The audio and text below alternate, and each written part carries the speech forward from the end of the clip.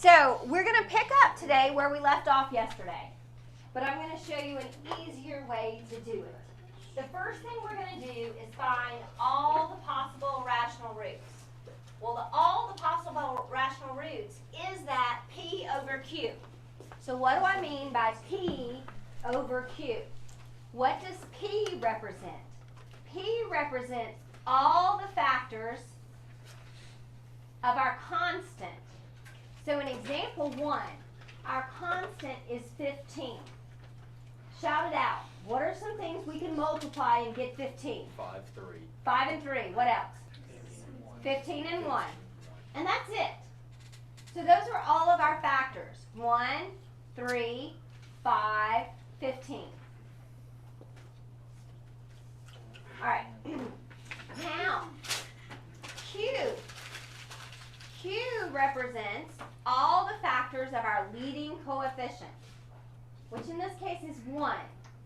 There's only one way to get 1 when we are talking integers, and that would be 1 times 1. 1 squared. So, now, if I just divide by 1, does it change anything? No.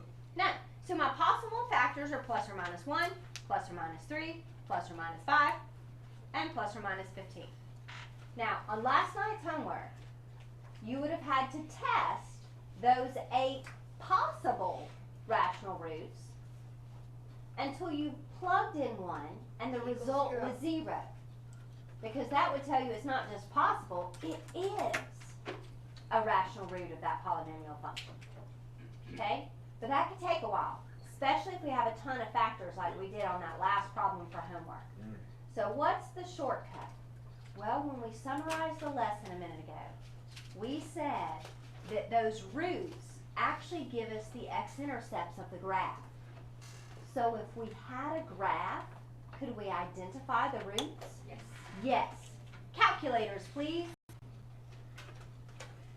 Calculator. Okay, you want to go into y equals on your calculator, and you want to type in that function. Where's one? The y equals button is top left. Okay. Oh. Okay, I now to can't get see the mine. cube, you can use that caret key, the hat key, this one right here, right above division, and it pops you up into the exponent. And you can type in the 3, and then you have to arrow over to get out of it. Don't type it all up in the exponent. Can you Mine's press enter fine. I got afterwards? it. I'm pressing enter. This will I be pressed mine. enter and I think I did something wrong.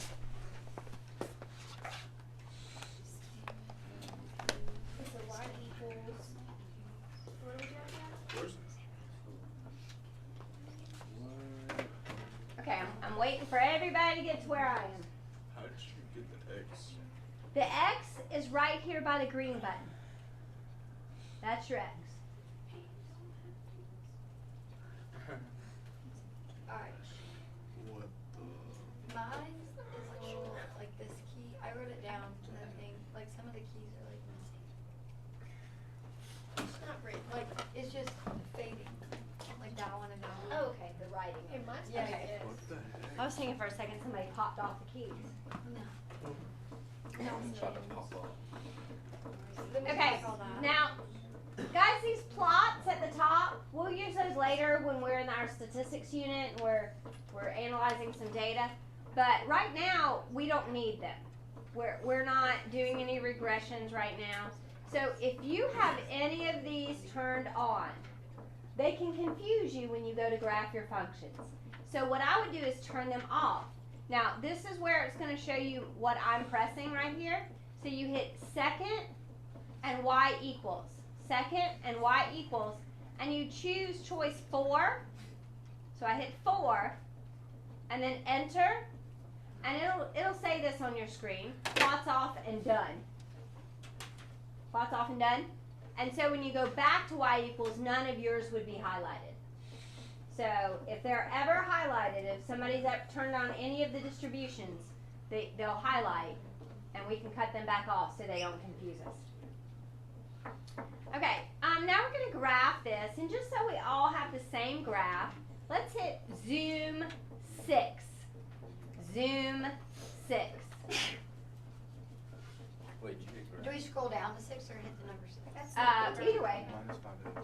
you do after you enter the equation? I kind of. No. Okay, we enter the equation and then we hit zoom 6. What? What do you say to me? I got the wrong graph. Okay, Oh, go back that's a and see squiggle. where you probably have a typo Where's on your the- equation. yeah, somewhere. that's Up top. This is just direct. So it This looks like is a not little. working at all for me. Okay, so here's the equation, and this is what your graph should look like right here. Does yours look like this? Okay, so what were our possible rational roots? Okay, let's go back and see. What were our possible rational roots? 1, plus or minus 1, plus or minus 3, plus or minus 5, plus or minus 15. Okay, so let's look. On our graph, what does it look like? Which one of these might be a possible rational root? What are you thinking? Look at your screen. It's easier to see than mine. Where does it look like it crosses perfectly? -2. All right, let's go check it. Okay, so we think it's -2. So the best way to check is to go into the table. So if you hit second and graph, it takes you to the table. At -2, the y value is 5. So is that on the x-axis? No. So let's arrow and let's see if we can find one that is. So, It's 3. Okay, Right. I was close. I do remember. 3. How close were you though? I was that close. Now, the nice part about this is sometimes you can see all of the factors this way. This time, we only get 3. 3 is the only one we can see. Okay? But at least that gives us one of our roots. So if we go back in, and now we know, because we saw it on the graph, that one of our roots is 3. We can do synthetic division to find the rest. So my coefficients are 1, -3, -5, and 15. So since we know 3 is a root, we can do synthetic division by 3. So we'll drop it down, multiply, add, multiply, add, multiply, add.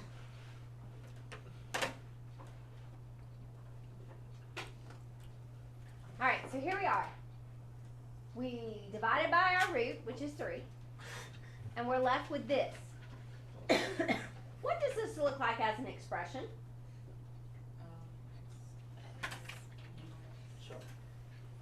Next, x squared minus 5.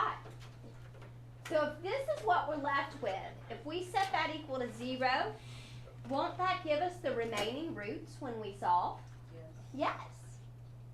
So to solve, because there's no linear term, I don't have to do quadratic. I can just move that constant over and then take the square root of both sides.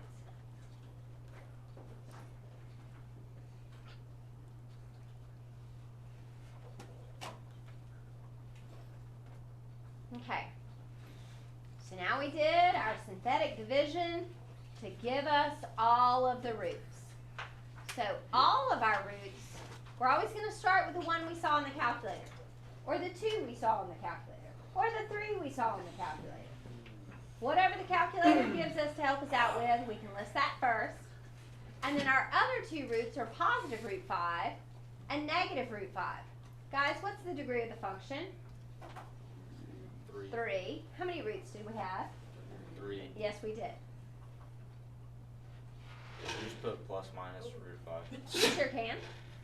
So would it still be 3 roots? Yes, because you count plus as 1 and minus as 1. Oh, that's something I would forget. Calculator. Yes, I've got 3 to do.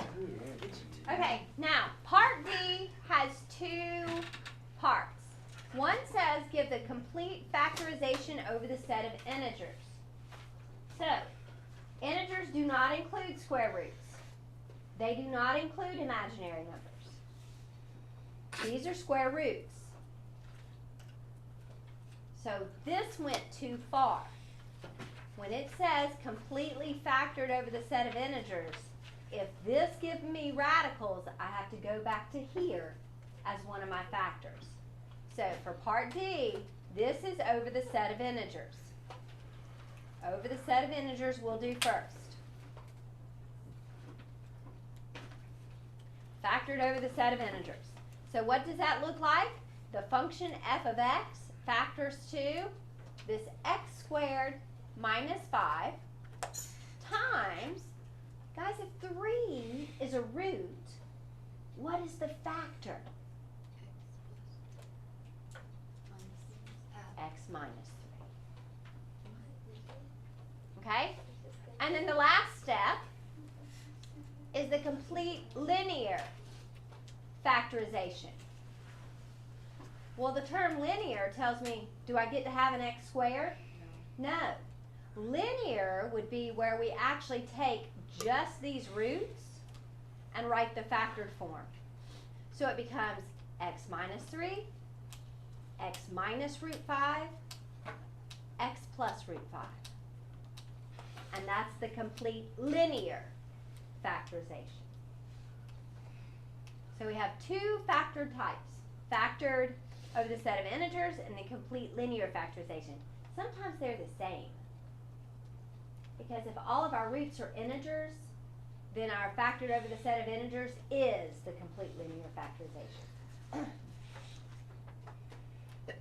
Bless you. Okay, let's try another one. Number 2, first thing we're going to do is start with our P over Q's. Plus or minus P over Q. So let's see what we're going to be looking for when we go that graph. Factors of 12. 1, 2, 3, 4, 6, 12. Factors of 1. 1. So we know it's plus and minus all of those. These are the possible ones. Now you know where to look on your calculator. Type this into your calculator and look at these x values. Positive negative 1, positive negative 2, positive negative 3, positive negative 4, positive negative 6. Do it now. Everyone.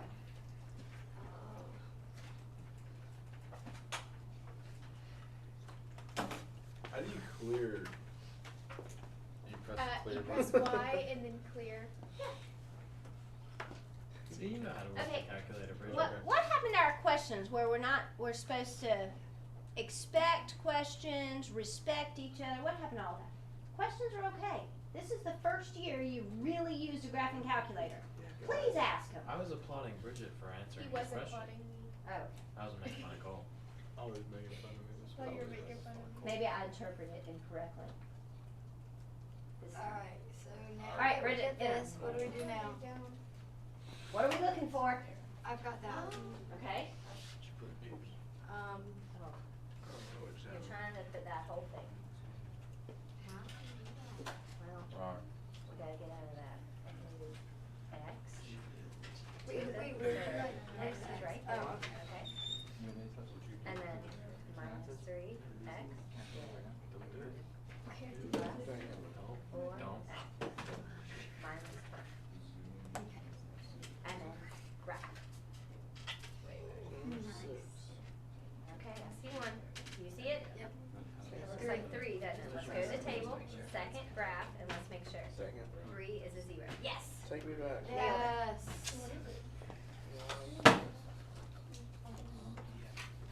Can I say that? Okay. Yeah, a little something. What you're looking for is when it crosses the x-axis. What do you mean? Does that look like it's one of those possible factors? Yes, it looks like 3. Let's verify. If we do second and graph, that takes us to the table. At 3, do you have 0? Yes. Yes. Yeah, get out of So the 3 I know exactly is what you're on. a rational root. It's not just possible, it actually is one. I Okay? think it's not big So, how many of you saw that 3 is a rational root? It crossed at 3, and you can verify on the table. So now we know for sure that one of the Seriously. rational roots is 3. So to get to the table, you hit second and graph, takes you to the table. All right, so now that we've got 1, that's all we need for a cubic, because that takes us down to a quadratic. All right, so let's pull off those coefficients. Let's do some synthetic. So we're going to bring down the 1, multiply. add, multiply, add, multiply, add.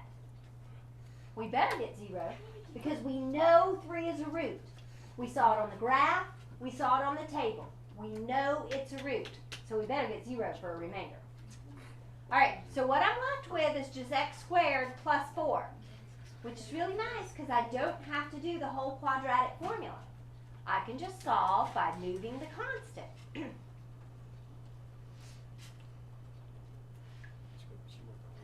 squared. Oh, -4. So I'm about to take a square root of a negative. A square root of a negative. What does that give me? Yes. Gives you I? Yes, you know that. 2i. Plus negative 2I. So my roots A negative, negative. Oh, true. Wait. are 3, positive 2i, and negative 2i. Ooh, I forgot a step a minute ago. I'm supposed to label them as rational, irrational, or imaginary, complex. Well, obviously, since I did the rational root theorem and found a rational root, 3 is rational. But square roots of numbers we don't know are irrational. Irrational. So that takes us back to the last problem. Now this one, 3 is rational. But these two are complex or imaginary. That's right. Okay, now, Miss Lily, how do you know if it's rational or irrational or not? But how do I get out of this jump? Sorry. second and mode puts you out of anything.